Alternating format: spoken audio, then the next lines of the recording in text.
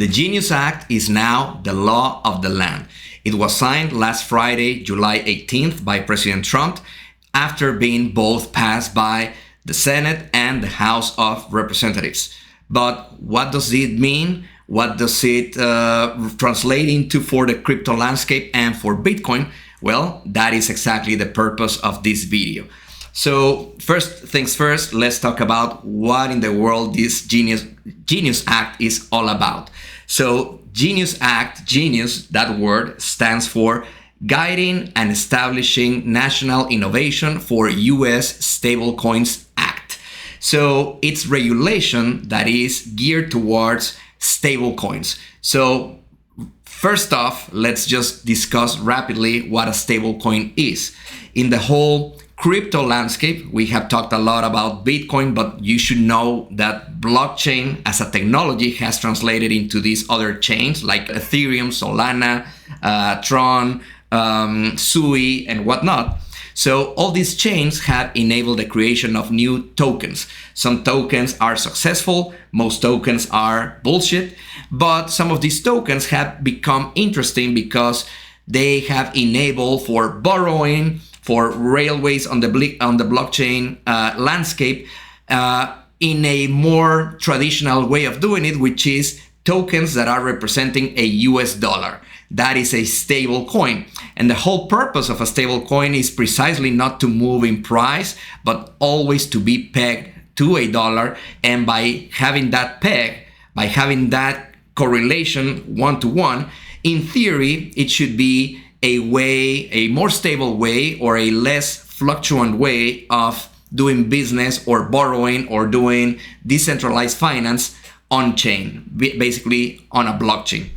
However, the issue is that there have been many stable coins that claim to be pegged to the dollar, but then for whatever reason, they lose that peg. That was the case with Luna and Terra. They were basically algorithmic stable coins that were claiming to be able to sustain a $1 value, while behind the scenes they did not have the reserves to back that up and they had just vapor. So in any case, the Genius Act now is basically laying some ground rules for any issuer of a stable coin to adhere to. So what are these rules? Point number one, it makes the Fed, the central bank of the United States of America, to be the approver of issuers of stable coins. So yes, this is not a CDBC, a central bank digital currency, CBDC, but it is something that approximates that in the sense that the central bank of the United States is the entity that has control overseeing who gets to issue a stable coin or not. So that is the first thing that you need to know. Secondly, it introduces basically some provisions as to what these stablecoin issuers should have to back up their claim that their currency or their token is actually backed by dollars. And the act, the Genius Act, is essentially claiming that these issuers can not only have dollars as backers for their stablecoin, but they can also have short-term treasury assets or US bonds. So I don't know if that clicks for you, but it means that the US Treasury being US debt, essentially, you're lending money to the US government and they are promising that they will pay it back to you. Those IOUs from the government are going to be used by the stablecoin issuers as hard money that is backing their $1, supposedly one full dollar token that will be in circulation.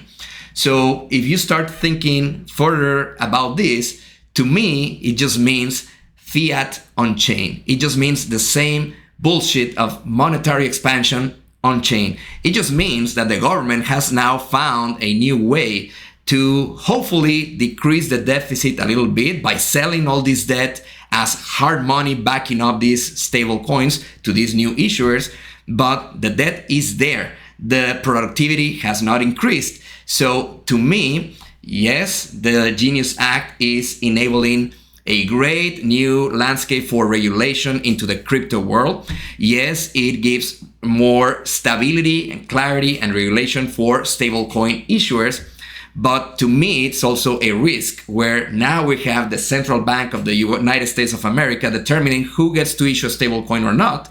And we have stablecoin issuers using treasuries, basically government IOUs, as hard money backing their US tokens or US dollars stablecoins. So I think personally, this is going to be a future black swan event where there will be treasuries that fall apart. There will be stable coins that don't sustain their peg to the dollar. And the reason why is because treasuries are volatile, believe it or not. And treasuries are sometimes worth more or less, believe it or not. And when you have something volatile supposedly backing something stable, that is a recipe for disaster, in my humble opinion. Now, what does this mean for Bitcoin? I think while this is not directly correlated to Bitcoin, because all these transactions, all these stable coins don't run on Bitcoin, run on these other chains that operate smart contracts. These chains are getting a lot of visibility now.